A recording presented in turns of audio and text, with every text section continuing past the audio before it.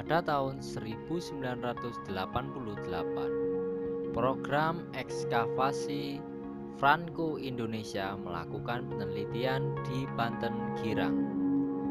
Dari penelitian itu ditemukan bahwa teori tentang terbentuknya kerajaan Islam di Banten kurang tepat.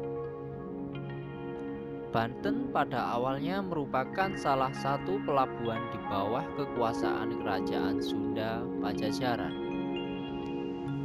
Di bawah pimpinan Fatahillah, gabungan tentara Demak dan Cirebon berhasil merebut pelabuhan itu pada tahun 1525. Menyusul penaklukan itu, ia dipanggil Syarif Hidayatullah untuk datang ke Cirebon. Di sana, ia dijodohkan dengan Ratu Wulung Ayu.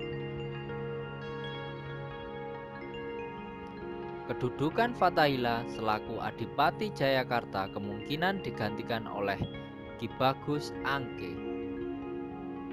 Sementara itu, Syarif Hidayatullah lebih memusatkan diri pada penyiaran atau dakwah di pesantren Pasambangan.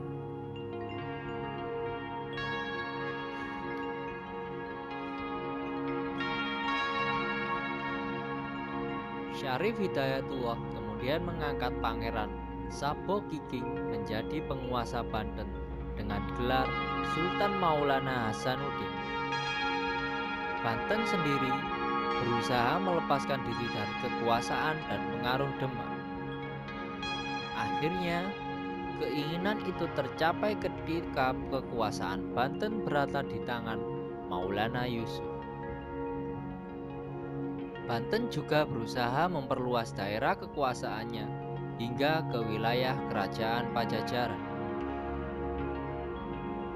Pada masa itu, pemerintahan Maulana Muhammad, perluasan Banten diteruskan ke Sumatera. Ia berusaha menguasai daerah-daerah yang banyak menghasilkan lada, seperti Lampung, Bengkulu, dan Palembang. Lampung dan Bengkulu dapat dikuasainya, tetapi Palembang gagal. Bahkan Maulana Muhammad tewas ketika melakukan serangan ke Palembang.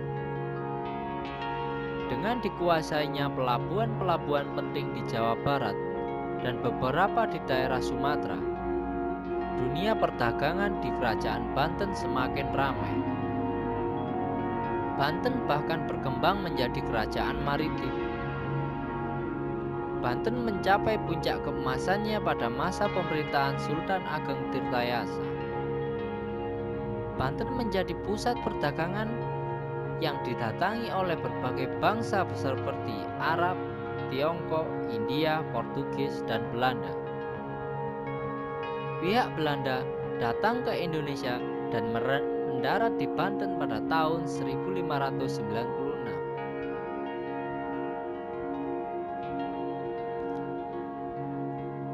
Namun, mereka diusir dari Banten dan bergerak menuju Jayakarta.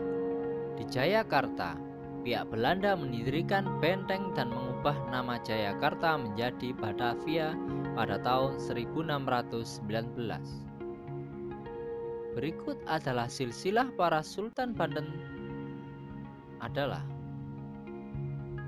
Sultan Maulana Hasanuddin pada tahun 1552 sampai dengan tahun 1570. Maulana Yusuf pada tahun 1570 sampai dengan tahun 1580. Maulana Muhammad pada tahun 1580 sampai dengan tahun 1996.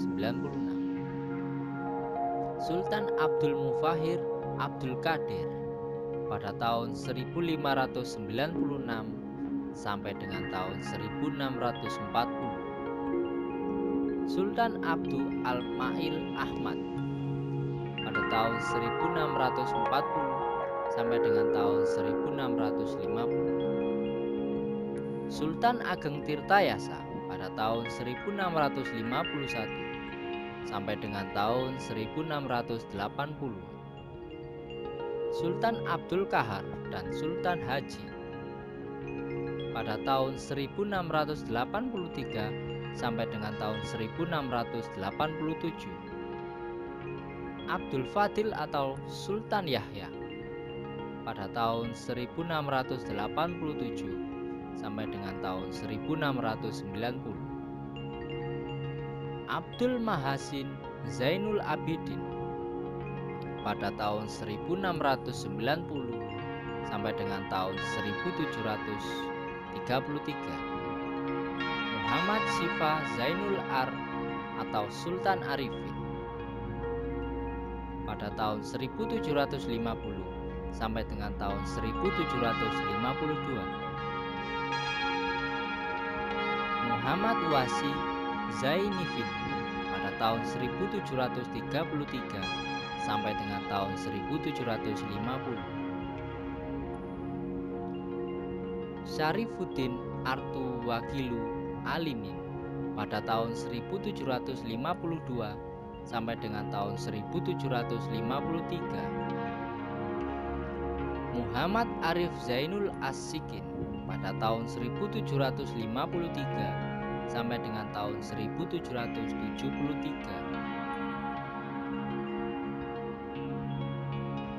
Abdul Mafikir Muhammad Aliuddin pada tahun 1773 sampai dengan tahun 1799.